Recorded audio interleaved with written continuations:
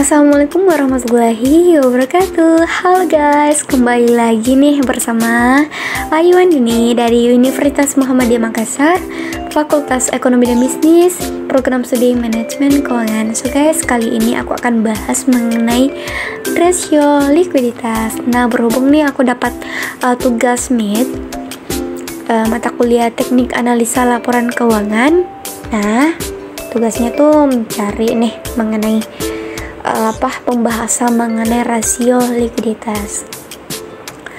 So guys, ini beberapa sebab yang akan saya bahas. Ini ada definisi, jenis-jenis informasi perusahaan, laporan keuangan tahun 2020-2021, laporan keuangan, perhitungan current ratio, perhitungan quick ratio, perhitungan cash ratio, dan perhitungan cash turnover atau rasio perputaran kas.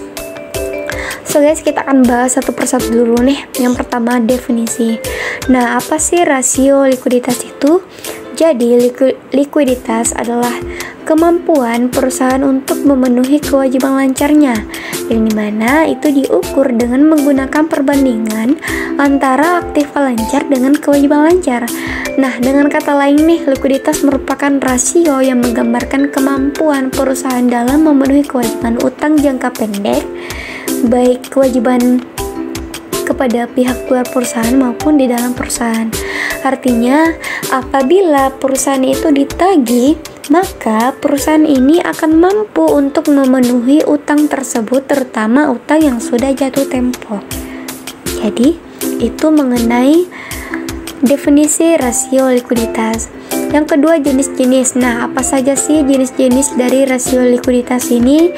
Jadi, ada beberapa jenis rasio likuiditas yang dapat digunakan perusahaan untuk mengukur kemampuan, yaitu ada rasio lancar, rasio sangat lancar, rasio kas, rasio perputaran kas, dan juga inventory to net working capital. Next, kita akan bahas mengenai informasi perusahaan nih. Jadi, karena berhubung kita akan bahas mengenai rasio likuiditas, sini aku fokus pada ini ya, laporan keuangan. Jadi laporan keuangan itu kita ambil dari perusahaan yang ada di Bursa Efek, jadi bebas mau ambil di mana aja. Jadi di sini aku ambil dari PT Harta Dinat Abadi Tbk, yang dimana itu beralamat di Jalan Koposayati nomor 163-165 Kabupaten Bandung, Jawa Barat. Nah, perusahaan ini juga merupakan perusahaan yang bergerak di bidang usaha, perindustrian, dan perdagangan. Sektor barang konsumen dan non primer, subsektornya itu pakaian dan barang mewah. Industri tentu saja ya pakaian dan barang mewah. Jadi produk yang ditawarkan di sini ada pakaian, aksesoris, dan juga tas. Jadi selain itu PT Harta Dinata Abadi Tbk ini juga terdaftar di Bursa Efek pada tahun 2017 Juni tanggal 21. So guys, itu aja ya tentang informasi perusahaan. Nah, selanjutnya itu laporan keuangan. Ini adalah laporan keuangan PT Harta Dinata Abadi Tbk selama 2 periode, yaitu pada tahun 2020-2021 ya. Ini ya guys ya, tampilannya. Yang ini itu tahun 2021. Ini ya, sama dengan yang ini. Kemudian yang sebelah ini itu tahun 2020. Ini 2020. Jadi teman-teman bisa perhatikan di sini, ini ada aset, ada liabilitas dan ekuitas. Kemudian di sini ada juga laporan laba rugi dan penghasilan komprehensif lainnya. So guys, kalau teman-teman perhatikan yang ini ya, laporan keuangannya itu sangat terperinci ya. Dan saya rasa kalau teman-teman mau ini fokus untuk mencari bagaimana rasio likuiditasnya itu akan kesulitan ya. Jadi makanya aku buat tampilan seperti ini untuk mempermudah aja ya perhitungan untuk rasio likuiditasnya. Jadi ini ada cash and cash equivalent, ada inventory, ada total current asset, total current liabilitas, dan juga penjualan bersih. Yang ini untuk nilai 2020, yang ini nilai untuk tahun 2021. So guys, jadi kalau teman-teman mau fokus nih untuk mencari rasio dari masing-masing likuiditas, ini aja ya, ini fokus di ini aja. Jadi yang ada di rumus itu nilainya ada semua di sini. Oke, lanjut. Nah, ini untuk perhitungan current ratio-nya. Jadi untuk perhitungan current ratio, teman-teman bisa gunakan rumus current ratio sama dengan current asset dibagi dengan current liabilitas. Nah, untuk tahun 2020 itu current ratio-nya itu sebesar mana ya? Sorry guys, ini ya. Sebesar 12,75 kali. Jadi ini totalnya ini jumlahnya kita dapatkan dari sini ya, dari pembagian antara current asset dengan current liabilitas ini ya, masing-masing nilainya. Jadi artinya jumlah aktiva lancar sebanyak 12,7 kali utang lancar, atau setiap Rp1 utang lancar itu dijamin oleh 12,7 rupiah harta lancar, atau perbandingannya itu 12,7:1 antara aktiva lancar dengan utang lancar.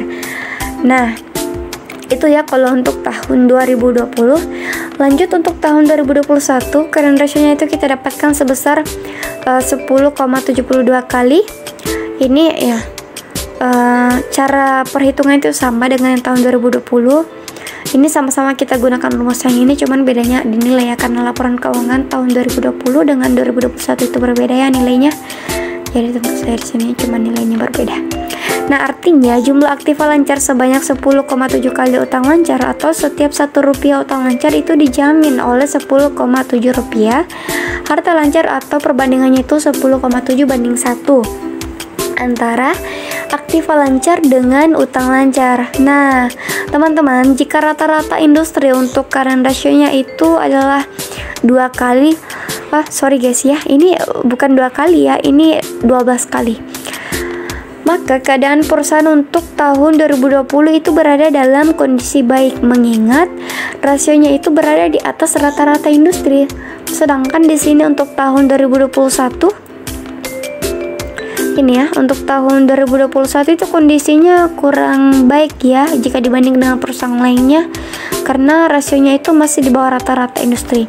Nah, ini teman-teman bisa perhatikan di sini. Ini untuk tahun 2021 current ratio-nya 10,72 kali, untuk tahun 2020 12,75 kali ya. Sangat ini ya perbedaannya, bisa kita lihat. Kemudian selanjutnya yaitu perhitungan quick ratio-nya. Nah, untuk perhitungan quick ratio kita bisa gunakan rumus quick ratio sama dengan current asset dikurang inventory dibagi dengan current liabilitas. Nah, untuk tahun 2020 quick ratio-nya itu yang ini ya, sebesar 5,81 kali. Kemudian untuk tahun 2021 quick ratio-nya itu sebesar 5,14 kali. Ini ya teman-teman, untuk nilai yang ini totalnya itu kita dapatkan dari sini ya, dari hasil ini current asset dikurang ini dibagi dengan ini. Oke, jika rata-rata industri untuk quick ratio-nya adalah 1,5 kali, maka keadaan perusahaan itu lebih baik dari perusahaan lain. Kondisi ini juga menunjukkan bahwa perusahaan itu tidak harus menjual persediaan bila hendak melunasi utang lancar, tetapi dapat menjual surat berharga atau penagihan piutang. Demikian pula sebaliknya, jika rasio perusahaan itu di bawah rata-rata industri, maka keadaan perusahaan lebih buruk dari perusahaan lain.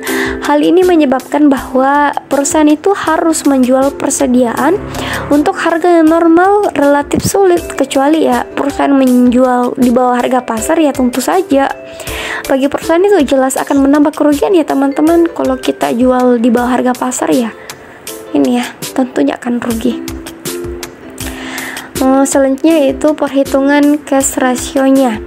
Nah, untuk perhitungan cash ratio itu kita bisa gunakan rumus cash ratio sama dengan cash or cash equivalent dibagi dengan utang lancar atau current liabilities.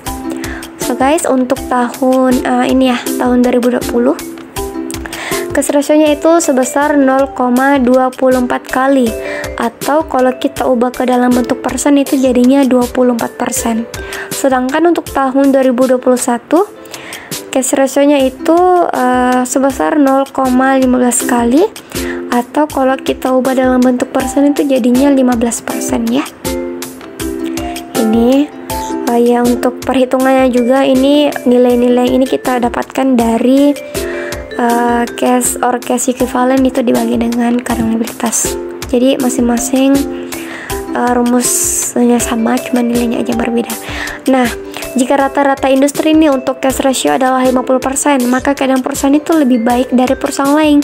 Namun kondisi rasio kas yang terlalu tinggi juga kurang baik ya, karena ada dana yang menganggur atau atau yang belum digunakan secara optimal. Nah, sebaliknya apabila rasio kas di bawah rata-rata industri, maka kondisinya itu kurang baik ditinjau dari rasio kas, karena untuk membayar kewajiban itu masih memerlukan waktu untuk menjual sebagian dari aktiva lancar lainnya. Nah, dari perhitungan di atas, cash ratio di bawah rata-rata industri itu baik pada tahun 2020 maupun pada tahun 2021. Jadi teman-teman bisa perhatikan di sini, tahun 2020 itu hanya 24%, sedangkan tahun 2021 hanya 15% ya. Sedangkan di sini kalau kita rata-ratakan itu 50%. Kemudian untuk perhitungan cash turnover atau perputaran kas, rasio perputaran kas. Jadi untuk mencari rasio perputaran kas, teman-teman bisa gunakan rumus yang ini ya. Rasio perputaran kas sama dengan penjualan bersih dibagi dengan modal kerja bersih. So guys, karena berhubung ya laporan keuangan yang tadi yang sebelumnya itu modal kerja bersih nggak ada ya di laporan keuangannya, jadi teman-teman bisa menggunakan rumus. Rumusnya itu current asset dikurang dengan current liabilities. Jadi untuk mendapatkan modal kerja bersih bisa menggunakan itu. Jadi untuk tahun 2020 rasio perputaran kasnya itu sebesar 0,34 kali. Ini ya, 0,34 kali. Jadi yang ini dari penjualan bersih dibagi dengan modal kerja bersih, hasilnya sekian ya, 0,34 kali. Kemudian untuk tahun 2021 itu rasio perputaran kasnya sebesar 0,41 kali. Ini sama halnya dengan yang tahun 2020, perhitungannya juga sama ya, cuma nilainya aja yang berbeda.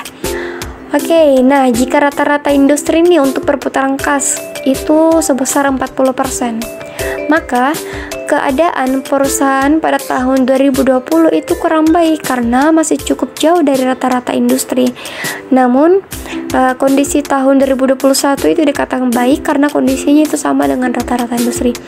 Ini teman-teman bisa perhatikan di sini tahun 2020 itu cuma 0,34 kali. Kalau kita ubah ke dalam bentuk persen itu ya jadinya 34% ya, 34%. Sedangkan di tahun 2021 itu 0,41. Jadi kalau kita ubah dalam bentuk persen itu jadinya 41%. So guys, itu tadi pembahasan mengenai rasio likuiditas. Aku harap teman-teman bisa bisa memahami dengan jelas apa yang aku sampaikan dan juga bisa bermanfaat bagi teman-teman. So guys, cukup sekian dan terima kasih. Wassalamualaikum warahmatullahi wabarakatuh. See you next time.